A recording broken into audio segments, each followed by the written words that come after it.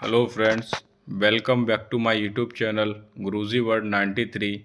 आज हम जियोग्राफी का नेक्स्ट चैप्टर यानी ज्वालामुखी के बारे में व्याख्यात रूप में चर्चा करेंगे। इससे पहले मैं आपको जियोग्राफी से रिलेटेड काफ़ी इम्पोर्टेंट चैप्टर करा चुका हूं, जैसे विटामिन्स, पृथ्वी की गतियां इत्यादि। आप मेरे चैनल पर जाकर उनको वॉच कर सकते हैं। चलो शुरू करते हैं ज्वालामुखी के बारे में व्याख्यात रूप में चर्चा। ज्वालामुखी ज्वालामुखी पृथ्वी पर घटित होने वाली एक आकस्मिक घटना है। यानी ज्वालामुखी कोई मतलब ऐसा नहीं सोची समझी घटना होती है कि एकदम अचानक से कोई चीज़ हो जाए। ये एक आकस्मिक घटना यानी अचानक ही हो सकती है, जैसे भूकंप का आना, ये भी एक आकस्मिक यानी प्राकृतिक घटनाएं हैं जिससे भूपटल पर अचानक विस्फोट होता है, उसे ही ज्वालामुखी कहते हैं। इसे प्रकृति का सुरक्षा वाल्व भी कहते हैं। अब जब ज्वालामुखी विस्फोट होता है तो इससे क्या क्या हो सकता है उनके बारे में, जिसके माध्यम से लावा, गैस, धुएं, कंकड़, पत्थर आदि बाहर निकलते हैं। इन सभी वस्तुओं का निकास एक प्राकृतिक नली द्वारा होता है, जिसे निकास नली कहते हैं। यानी ज्वालामुखी के अंदर एक नली टाइप में सब चीज़ें बाहर निकलती हैं, तो उस नली को हम निकास नली कहते हैं।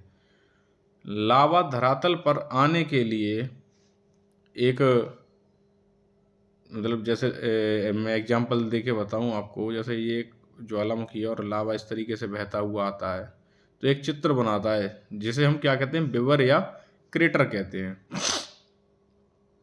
लावा अपने क्रेटर के आसपास जम जाता है और एक शंक्वाकार पर्वत बनाता है। कैसा? शंक्वाकार पर्वत बनाता है, जिसे हम ज्वालामुखी पर्वत कहते हैं।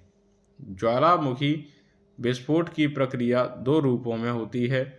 पहली प्रक्रिया जो पृथ्वी यानी धरती के नीचे होती है, जो हमें दिखाई नहीं देती, और दूसरी प्रक्रिया जो ऊपर होती है, जिसे हम सब लोग देखते हैं, है ना। ज्वालामुखी के रूप। ज्वालामुखी शंकु। जब सक्रिय ज्वालामुखी से लावा और अन्य पदार्थ ज्वालामुखी क्षेत्र के चारों तरफ जमा होने लगते हैं, तब उसे ज्वालामुखी संघ को बनाते हैं। एक थोड़ा गलत टाइप हो गया, संगुजे संघ करना है, ठीक है। ज्वालामुखी छिद्र। सक्रिय ज्वालामुखी पर्वत के ऊपर लगभग बीच में एक छिद्र होता है, जिसे ज्वालामुखी छिद्र कहते हैं। जितने भी टैब में हमारा ज्वालामुखी बटा हुआ है, उतने ही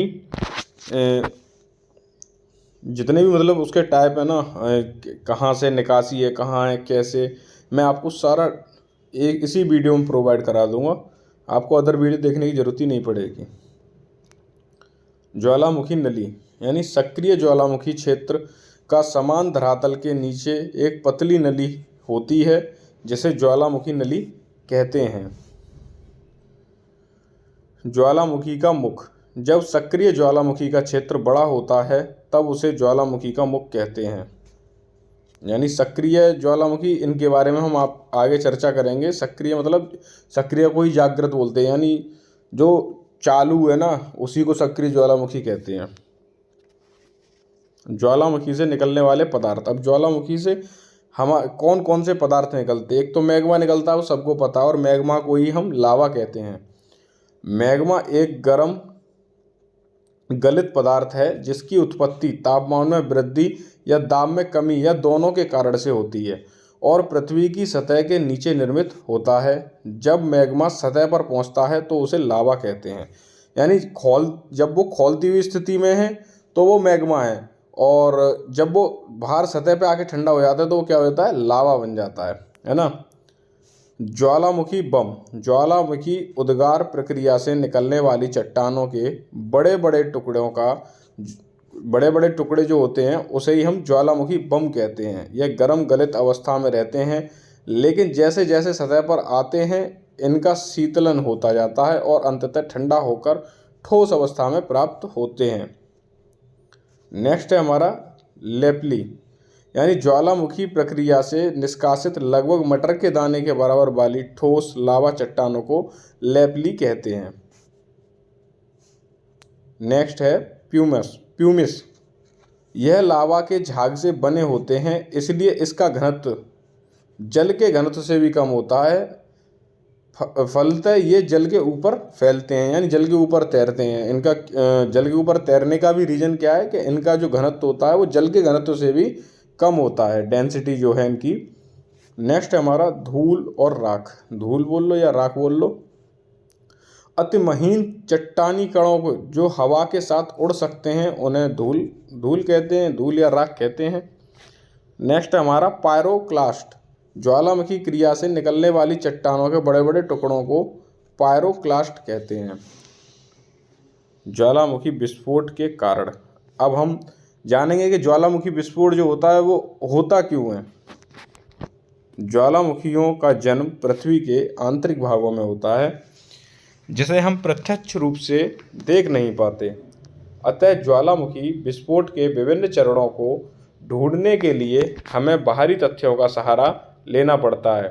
इन बाहरी तथ्यों के आधार पर ज्वालामुखी विस्फोट के लिए कई उत्तरदायी कारणों का पता चलता है, जो निम्नलिखित हैं।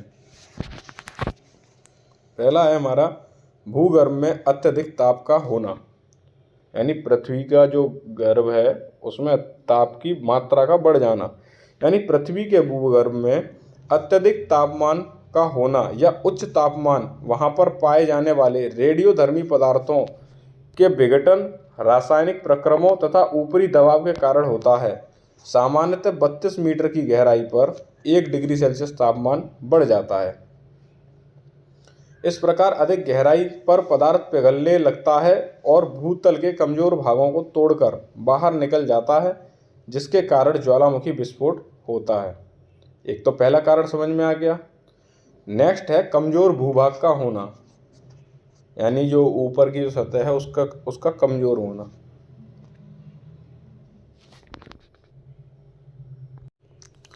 ज्वालामुखी विस्फोट के लिए कमजोर भागों का होना अति आवश्यक है ना। ज्वालामुखी पर्वतों का विश्व वितरण देखने से स्पष्ट होता है कि संसार के कमजोर विभागों से ज्वालामुखी का निकट संबंध है। प्रशांत महासागर के तटीय भाग, पश्चिमी द्वीप समूह और एंडीज पर्वत क्षेत्र इस तथ्य का प्रमाण देते हैं। नेक्स्ट है गैसों की उपस्थिति। ज्वालामुखी विस्फोट के लिए गैसों की उपस्थिति, खासकर जलवाष्प की उपस्थिति महत्वपूर्ण है। वर्षा का जल भूपटल की दरारों एवं रंध्र यानी दरार द्वारा पृथ्वी के आंतरिक भागों में पहुंच जाता है और वहां पर अधिक तापमान के कारण जल वाष्प में बदल जाता है।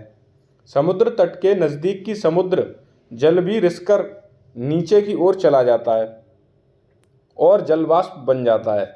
जब जल से जलवाष्प बनता है तो उसका आयतन एवं दबाव काफ़ी बढ़ जाता है, अतः वह भूतल पर कोई कमजोर स्थान पाकर विस्फोट के साथ बाहर निकल जाता है, जिसे ज्वालामुखी कहते हैं, है ना। नेक्स्ट है हमारा भूकंप।